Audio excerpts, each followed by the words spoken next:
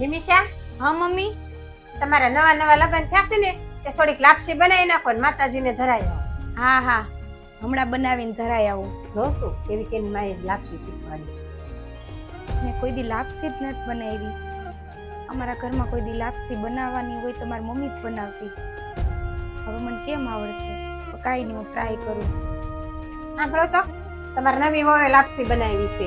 કેવી બની છે જરીક ચાખીને કયો તો.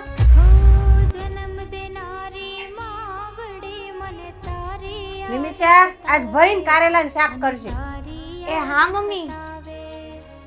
નિમિષા, કારેલામાં શેનો મસાલો ભર્યો છે? મમ્મી, તલસિંગનો ભૂકો, ગાંઠિયા અને ચણાનો લોટ. માએ કઈ શીખવાડ્યું જ નથી.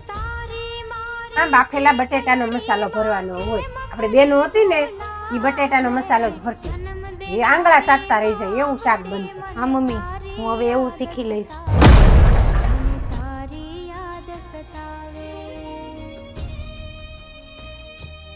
ભાર તો જો ઉંદડીની પૂંછડી જેવા. ભાર તો આપણી બેનું ને કેળથી હેઠે ઉજી ચોટલો આવતો, કાળો ભમ્મર જેવો, કાળા નાગ જેવો ચોટલો આવતો. અત્યારની છોકરીને ક્યાં મવાળામાં તેલ નાખવું છે? તેલ નાખે તો ખબર પડે ને. કાળા ભમ્મર જેવા વાળ થાય, એમ લાંબા થાય.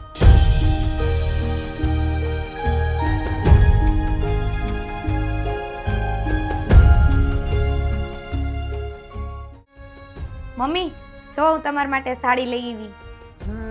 સારી છે. મૂક દે કબાટમાં અને ગોદડું સારું બનશે.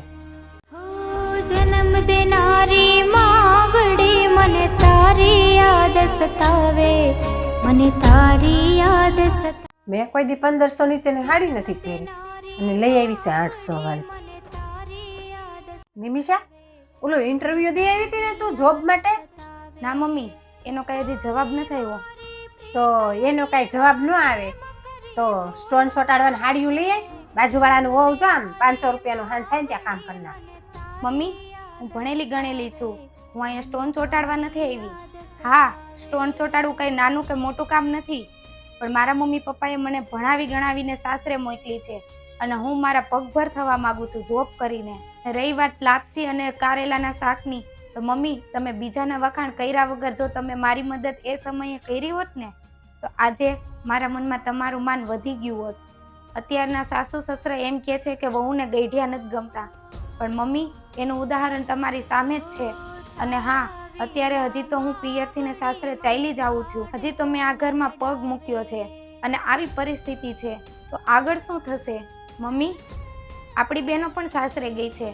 એના સાસુ એની સાથે આવું વર્તન કરશે તો થોડુંક મારા મમ્મી પપ્પા વિશે પણ વિચારો.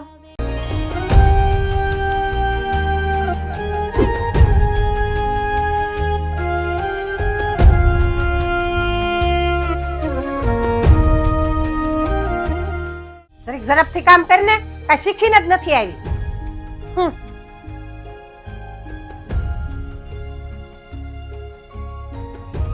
નિમિષા, કેવા પોતા મારશો? પુણે તો ક્યાંય મારતી નથી, એમને એમ પડ્યું છે જ. બહેરામ પાછું બધે. હા મમ્મી, હું પાછું મારી દઉં.